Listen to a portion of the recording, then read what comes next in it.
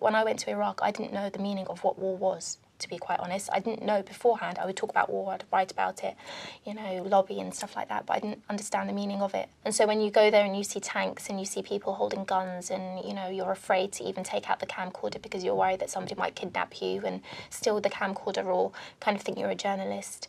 I mean, these were all things that I learned in that trip, you know, knowing what it is to be afraid, knowing what it is to see helicopters and stuff.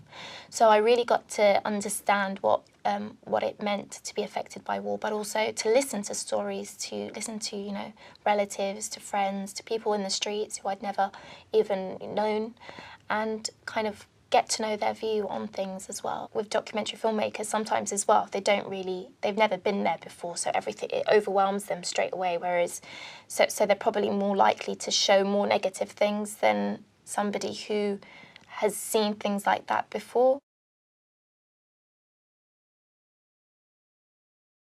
I don't think the audience want to see just celebrities going out there and recording documentaries and coming back. I think broadcasters are force-fed with statistics as well, with ratings, and maybe that is part of the reason why they always encourage celebrities to go out there. But one also has to remember that actually celebrities go to, you know, countries and record documentaries because it also makes them look good. Sometimes you need to think outside the box, and that's not something that broadcasters are doing.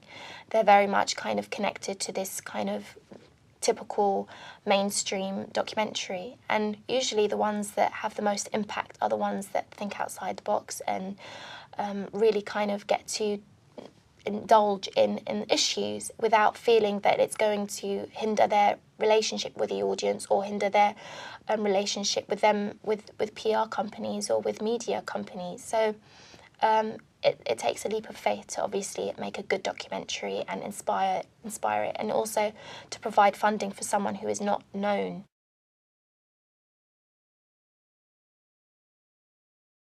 I think that the role of a documentary filmmaker is to make sure that there is a balanced view, to show the reality but without having to use emotional kind of concepts to kind of provide that message. I would personally, when I watch a film, I'd like to imagine that it's something that shows a true account without having kind of a political message to it. Great test of a person, it doesn't just come with the film that he makes, but the message that he leaves behind and the continuous message that he kind of rolls out and plays.